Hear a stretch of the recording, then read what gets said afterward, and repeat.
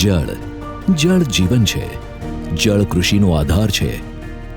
જળના આ જ મહત્વને સમજીને ભારતના માનનીય વડાપ્રધાન શ્રી નરેન્દ્રભાઈ મોદીએ વરસાદી પાણીના સંગ્રહ માટે જળશક્તિ અભિયાનની શરૂઆત કરાવી, જેના પગલે જળશક્તિ મંત્રાલય દ્વારા કેચ ધ રેન અભિયાન શરૂ કરવામાં આવ્યું. ચોમાસાની ઋતુ નજીક હોવાથી આ અભિયાન ગુજરાત રાજ્યના માનનીય મુખ્યમંત્રી શ્રી ભૂપેન્દ્રભાઈ પટેલના માર્ગદર્શન હેઠળ ગુજરાતના ગામે ગામ પૂરજોશમાં ચાલી રહ્યું છે.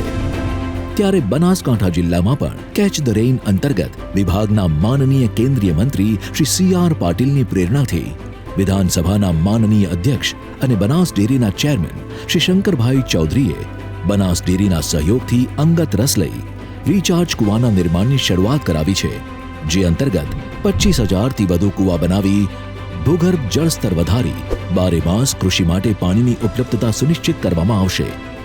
રિચાર્જ કૂવા બનાવવા માટે ખેતરના નીચાણવાળા ભાગમાં 4x4 અને 6 ફૂટ ઊંડો ખાડો કરી તેમાં મેટલ, કપચી અને મેટલ એમ 3 સ્તર બનાવવામાં આવે છે, જેથી વરસાદી પાણીનો મહત્તમ સંગ્રહ શક્ય બને છે અને ભૂગર્ભ જળસ્તર ઉપર આવે છે.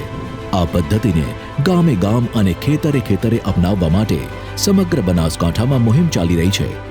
આ યોજના હેઠળ બનાસ ડેરી ખેડૂતોને રિચાર્જ કૂવા બનાવવા માટે 50% રકમ ફાળવશે તથા સરકારશ્રીની વિવિધ યોજના અંતર્ગત અન્ય 25,000 રિચાર્જ કૂવા બનાસકાંઠા જિલ્લામાં બનાવવામાં આવશે.